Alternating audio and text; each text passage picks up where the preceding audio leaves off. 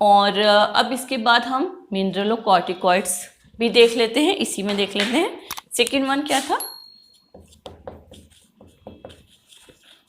Mineralocorticoid. Second one mineralocorticoid था, और इसमें ये बैलेंस करता है मिनरल्स को बॉडी में, हेल्प मेटाबॉलिज्म। बस इसका यही है कि help metabolism of minerals in our body. Body में बहुत से मिनरल्स होते हैं, सोडियम होता है, पोटेशियम होता है, और काफ़ी तरीके के जो मिनरल्स होते हैं उनको ये क्या करता है, मेटाबॉलिज्म में हेल्प करता है उनकी। Okay, and third one sex corticoids. Third one क्या था? Sex corticoids. इसमें क्या होता है सेक्स कॉर्टिकॉइड्स में? इसमें भी यही सब है कि ये मेल फीमेल हार्मोन्स हैं, और ये सेक्स कॉर्टिकॉइड्स मतलब मेल में हार्मोन्स मेल के निकालेगा, फीमेल में फीमेल के। एंड बिकम, ये कब होता है? And become at the age of puberty. जब प्यूबर्टी की एज आती है, at the age of puberty. Okay, ये आपने हेरेडिटी में पढ़ा होगा, what is the age of puberty. ये जब आती है उस समय ये निकालता है, और इसके ओवर ग्रोथ एड्रिनल कॉर्टेक्स होने के कारण प्रीमेच्योर, इसमें सेक्स कॉर्टिकॉइड में अगर क्या होता है, ओवर ग्रोथ हो जाए इसकी, किसकी? हार्मोन्स की, सेक्स कॉर्टिकॉइड्स की। Over growth of that hormone causes क्या? प्रीमैच्योर सेक्सुअल मैच्योरिटी causes, ये मैं रेड से लिख रही हूँ जिससे कि आपको दिखाई दे। Premature sexual maturity will be seen।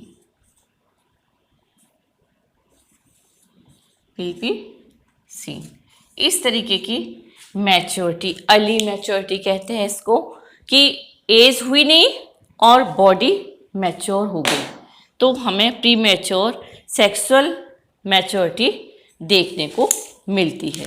किस वजह से? इसके ओवर ग्रोथ होने से, इस हार्मोन के, सेक्स कॉर्टिकॉइड्स के। ओके, और एबनॉर्मल सिम्टम्स भी इसके कारण दिखते हैं। एबनॉर्मल सिम्टम्स आप पूछेंगे क्या होते हैं, तो इसमें जो एबनॉर्मल सिम्टम्स होंगे वो क्या क्या हो सकते हैं इस कारण? किससे? प्रीमैच्योर सेक्सुअल मैच्योरिटी की वजह से जो एबनॉर्मल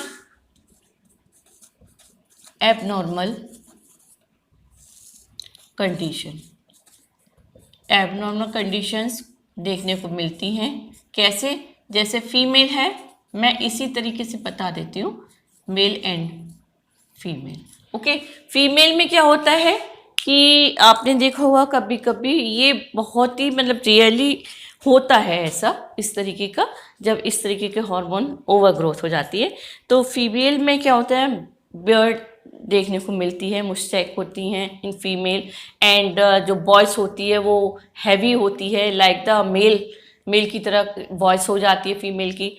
और मेल में क्या होता है, मेल में कि डेवलपमेंट इन द ब्रेस्ट हो जाता है, और जो वॉइस होती है वो बहुत ही शार्प, लाइक द फीमेल की तरह वॉइस हो जाती है। ओके, तो ये मैंने वर्बली आपको बता दिया, आप इसको नोट कर लीजिए। अब आगे देखेंगे हम दिस कंडीशन। हाँ, इसकी जो एबनॉर्मल कंडीशन है that is called the adrenal virilism. Abnormal condition, premature sexual maturity, and the condition is called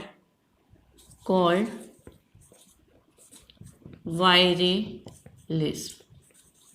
ये कंडीशन ये कहलाती है, वायरिलिज्म कहलाती है। और इसमें क्या होता है, प्रीमैच्योर सेक्सुअल मैच्योरिटी होती है, और जो मैंने सिम्टम्स बताए मेल फीमेल में वो सिम्टम्स नज़र आते हैं। Okay, that is clear. तो हम आगे देखेंगे। ये तो हो गया हमारा एड्रिनल ग्लैंड का जो कॉर्टेक्स है, कॉर्टिकॉइड्स हार्मोन्स हैं, glucocorticoid, mineralocorticoid, sex corticoid, it's all about it. अब हम एड्रिनल ग्लैंड का ही देखेंगे, मेडुला। यस चिल्ड्रन, तो ये अब हमने देखेंगे कि ये एड्रिनल मेडुला, सेकेंड वन जो था हमारा मेडुला था, इनर पार्ट।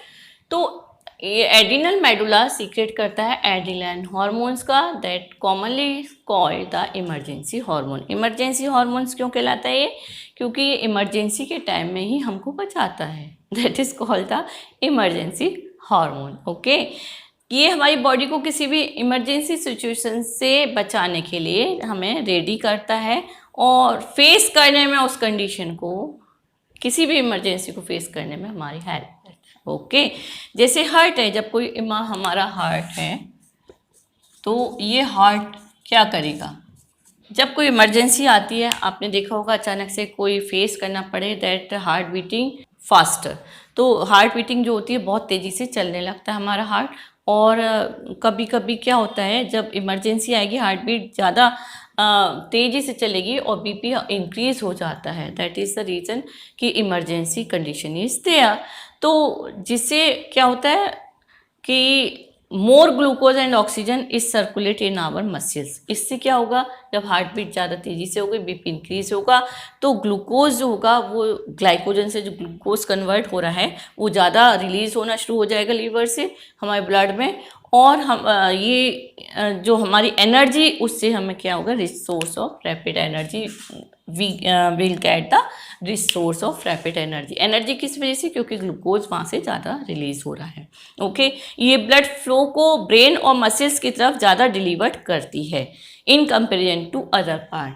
और एड्रिनलाइन जो होती है ये क्या करती है, ब्लड को हमारे ब्रेन और मसल्स की तरफ इमरजेंसी कंडीशन में ज़्यादा रिलीज करती है in comparison to other parts of our body. क्यों? उससे क्या होता है कि यहाँ सर्कुलेशन, जब हम फास्टर हमारा हार्ट बीट करेगा तो उस समय हमें जो पंपिंग होगी उसकी ब्लड की, वो भी ज़्यादा चाहिए, तेज़ी से चाहिए। दैट इज़ द रीज़न कि एड्रिनलाइन उस तरफ जिस समय इमरजेंसी होती है तो हमारे ब्रेन, हार्ट ब्रेन की तरफ और मसल्स की तरफ ज़्यादा ब्लड को सप्लाई करती है। और इसी कारण इमरजेंसी कंडीशन जब होती है, एड्रिनलाइन जब रिलीज होता है, उस समय क्या होता है कि ब्लड दूसरी तरफ चला गया, जबकि पूरी ऑल ओवर बॉडी में हमारा एक सा ब्लड सर्कुलेशन चलना चाहिए था।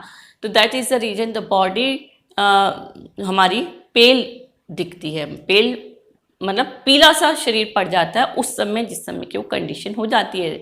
क्यों होता है? क्योंकि हम लोग घबरा जाते हैं एक साथ। उस समय आपने देखा होगा, कभी भी कंडीशन आपके साथ ऐसी आई हो तो उस समय देखा होगा कि एक साथ आपका जो कलर हो, कॉम्प्लेक्शन होगा, वो एक साथ पीला पड़ जाती है बॉडी। वो दैट इज़ द रीज़न कि जो एड्रिनलाइन है वो हार्मोन सीक्रेट होगा और इसका काम ये होगा कि ग्लूकोज को ब्लड में ज़्यादा मिक्स करेगा, so that we will get the energy at the time of emergency. और ब्लड जो होगा वो सर्कुलेट हमारे ब्रेन में, हार्ट में, मसल्स में ज़्यादा होगा in comparison to other part. Clear? तो इसी कारण जो होती है हमारी body become pale. Hyposecretion of adrenal cortex causes the Addison disease. Addison disease क्या होता है? इसमें सिम्टम्स क्या होते हैं? लॉस ऑफ वेट हो जाता है, बॉडी का जो वेट होता है वो काफ़ी कम हो जाता है, and nausea, we feel a kind of nausea, मैं लिख दूँ यहाँ पर, एंड हाइपोग्लाइसीमिया, इसको हम कहते हैं हाइपोग्लाइसीमिया। ओके, या लो ब्लड शुगर। ब्लड में जो शुगर की क्वांटिटी है, जो मात्रा है, लो शुगर इन ब्लड या लो ब्लड शुगर एक ही बात है, and sensitivity in cold and pain. इसमें हाइपोग्लाइसीमिया जो होता है, एडिसन डिसीज जो होता है, पहले तो वो समझ लीजिए। एडिसन डिसीज में सिम्टम्स क्या होंगे? एडिसन डिसीज में ये होंगे सिम्टम्स कि loss of weight and nausea feeling, ये होंगे Addison disease. Okay, and hypoglycaemia, इसमें भी क्या होगा, हाइपोग्लाइसीमिया में भी क्या होगा, सिम्टम्स कि लो ब्लड शुगर, ये एक ही चीज है, हाइपोग्लाइसीमिया, लो ब्लड शुगर में sensitivity to cold and pen,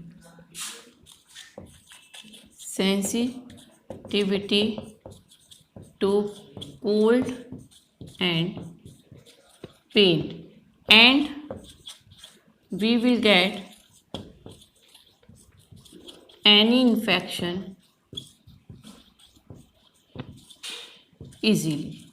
हम कोई भी इन्फेक्शन बॉडी में जो होगा वो हमें बहुत ही जल्दी पकड़ लेगा या हम उसकी गिरफ्त में आ जाएंगे। ओके, तो that is the symptoms. Causes Edison disease है, सिम्टम्स मैंने बता दिया, और ये लो ब्लड शुगर हो जाता है इसमें, तो इसको हम हाइपोग्लाइसीमिया कहते हैं, जो जब लो ब्लड शुगर हो जाता है। क्लियर? तो एडिसन डिसीज हो गया, ये हो गया। अब hyper secretion of adrenal cortex, ये हाइपो है। अब हम देख लेते हैं hyper secretion,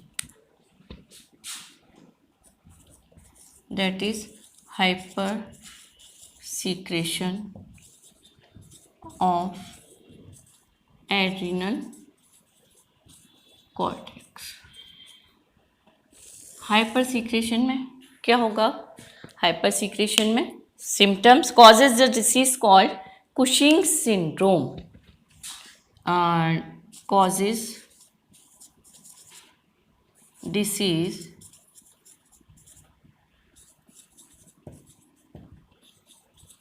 Cushing's syndrome.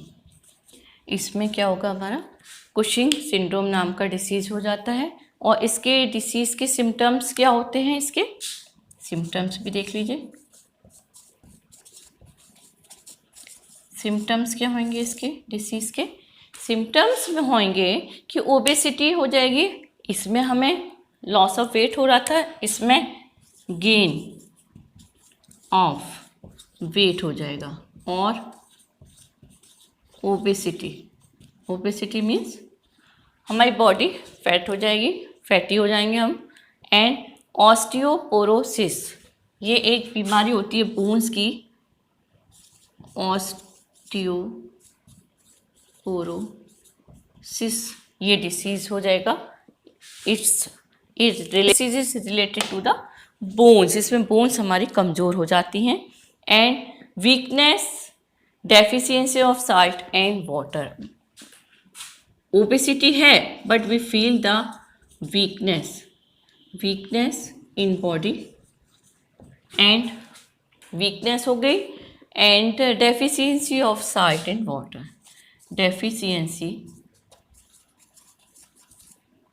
Of salt and water, ये सब हमारे सिम्टम्स हैं किसके, हाइपर सीक्रेशन, जब एड्रिनल कॉर्टेक्स जब ज़्यादा सीक्रेट हो रहा है, that is the called the Cushing syndrome. Okay, अब एड्रिनल ग्लैंड्स को हम 4S ग्लैंड भी कहते हैं। सिम्टम्स ये सब हो गए। हाँ, और एक चीज़ और इसमें होगी इस सिम्टम्स में, कि इसमें लो ब्लड शुगर हो रहा है, इसमें होगा हाई ब्लड शुगर,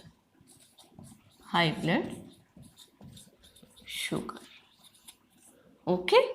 तो ये सब चीज़ें इसमें हो जाएंगी, हाई ब्लड शुगर हो जाएगा, और हाइपर ग्लाइसीमिया कहते हैं इसको हम, हाई ब्लड शुगर को कहते हैं हम हाइपर ग्लाइसीमिया। अभी हमने इसको क्या बोला था, हाइपोग्लाइसीमिया के, हाँ इसको हम हाइपर ग्लाइसीमिया कहते हैं, हाई ब्लड शुगर। ओके, तो एड्रिनल ग्लैंड्स को हम 4S ग्लैंड भी कहते हैं। अब हम देखते हैं ये एड्रिनल ग्लैंड्स जो होता है इसको हम 4S ग्लैंड भी कहते हैं। Adrenal gland also called as 4S gland. क्यों कहते हैं इसमें, क्योंकि ये 4S को मेंटेन करता है। 4S क्या होते हैं, पहले साल्ट मेंटेन करता है, साल्ट को करता है, शुगर को करता है, एंड सेक्स, ओके। तो इन सब चीज़ों को मेंटेन करता है, मेंटेनिंग ऑल 4S। ये इन सभी 4S को मेंटेन करता है हमारी बॉडी में। साल्ट को मेंटेन करता है, शुगर को करता है, सेक्स मेटाबॉलिज्म को करता है, एंड स्ट्रेस मेटाबॉलिज्म को क्या करता है, रेगुलेट करता है या मेंटेन करता है। Okay, main function of adrenaline is, अब इसका मेन फंक्शन क्या, main function of adrenaline is, main function क्या है एड्रेनालाइन का, कि it stimulate the sympathetic nervous system, stimulate sympathetic nervous system. ये सिंपैथेटिक नर्वस सिस्टम को रेगुलेट करता है या स्टिमुलेट करता है। ये क्या होता है sympathetic nervous system, nerves that arising from spinal cord between the neck and waist, they are stimulated by adrenaline hormone. Sympathetic nervous system क्या है, जो नर्व्स कहाँ से, नेक से, वेस्ट से और स्पाइनल कॉर्ड से, स्पाइनल कॉर्ड में कहाँ से, नेक और वेस्ट के बीच में जहाँ से नर्व्स आ रही हैं, वो stimulated by this adrenaline hormone, that is the main function of adrenaline. Okay, तो दे प्रिपेयर, और सेकेंड फंक्शन और है, एक तो इसका ये फंक्शन है ही एड्रेनालाइन का, एंड सेकेंड वन और है कि they prepare the body for any emergency for abnormal condition. ये मैंने आपको अभी बताया है, prepare the body to any emergency condition. Clear, ये सब it's all about the adrenaline hormone. Clear, अब हम आगे देखेंगे सेकंड ग्लैंड हमारी एंडोक्राइन जो होगी, that is the pancreas. Just